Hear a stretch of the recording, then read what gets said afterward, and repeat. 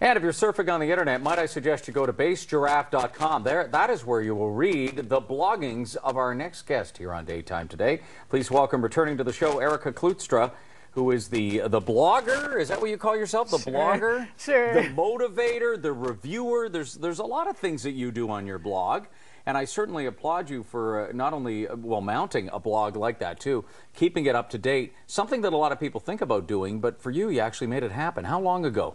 It started in 2010, so it's been a while. So I thought it was interesting because when you talk about the development of the site, one of the things you must hear more than anything else is how you came up with the name of the site. And you talk about the fact that it was in 1999, that you first started online, Yeah. And you had to set up an address. Yep. So explain from there where you came up with this name. And my brother was trying to help me figure out a name for my email, and he's like, well, what do you like? And I'm like, I like giraffes. Well, there's too many giraffe options out there. He's like, what else do you like? Well, I like playing bass clarinet. So we combined it, bass giraffe. Okay, well, it's odd, but once people find it, the thing is, once you make it a favorite, once you know what's going on with it, you soon learn that it is a great resource for people of like mind to yourself, too. And walk us through a bit of your world and your life, because you're someone who aspired to, last year, get to new physical and health heights. And you kind of achieved it, but you had a setback, didn't you? Yeah, well, in 2010, I decided my Christmas gift would be to get healthy and lose weight, and mainly for my kids, but for myself as well. And I lost 70 pounds. And last year I started running, and in August I fell down the stairs, ruptured my Achilles tendon, and basically squashed any dreams for a while for running. But I'll tell you, you turned a negative into a positive by actually reviewing and telling Susan on here about the cast cover you had on. Yeah, cast cover and other items that I can review or do to work out with an injury, telling people that there are no excuses. If you have an injury, you can work around it and figure it out. You know, Erica, it's interesting because this time of year can be a time of year that's a struggle for a lot of people that are affected by seasonal affective disorder and more too. One of the things that I know clinically they tell people, not clinical depression, but if you're just feeling down, exercise can do so much to help. So here you are on the road to feeling good about yourself and doing physical fitness. All of a sudden, boom, you can't move. How did that hit you? How did you feel? Oh, I was like, when I used to go running, I'd be on this high. I'd love it every day. I'd look forward to doing it. The runner's high. You do hear about it. Yeah, and then the second I couldn't run anymore, it was a crash. It was just a major low.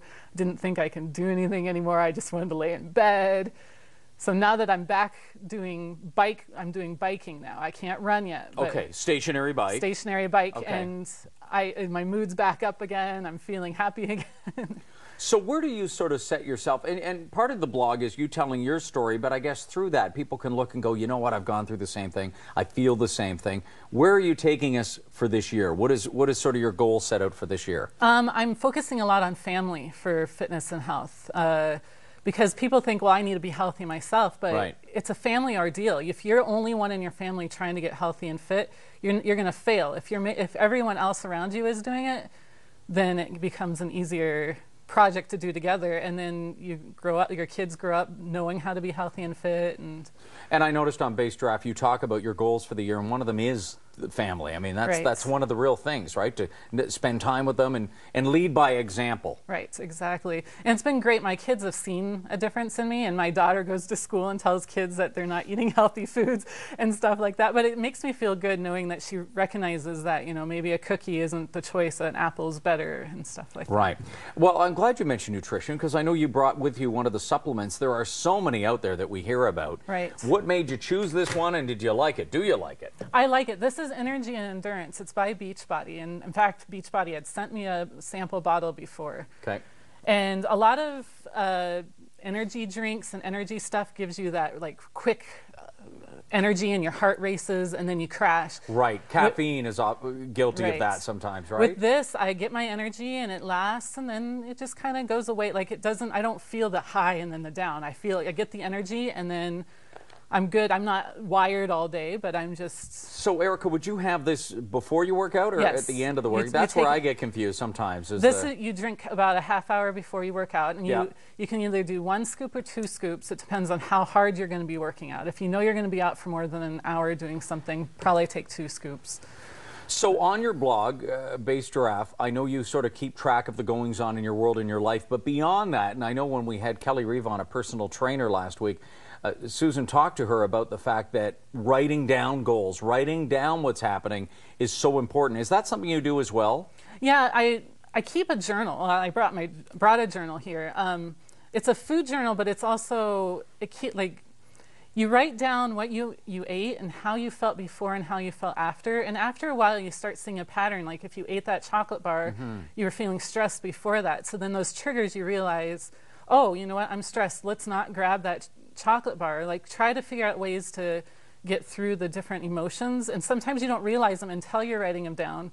Along with, I keep track of all my fitness goals. Like I plan on riding my bike an hour today, or I plan on doing this today. And if it doesn't happen, you write why, and if it does happen, how you felt afterwards, and it just helps you keep yourself honest to yourself. Sort of on the idea that what gets rewarded gets repeated, and if you find the good things, you can repeat those and try and stay away from the bad. Right. Do you use the technology side of things as well? Yeah, well, I stopped doing paper journal because there's an online app called MyFitnessPal. Okay. And it basically has almost all the foods you could possibly eat in there. You type in a medium apple and it'll give you the calories and all the nutrition value, and helps you keep track of all what you need for nutrition, what you need for calories, and then you put in your workout stuff and your water intake.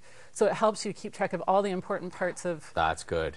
And I have to admit, I slide on the water intake. Are you good with the 7, 8 glasses a day? I drink way more than that. I drink about 120 ounces a day. Do you really? Yeah. See, because I had also read something that said you can drink too much water.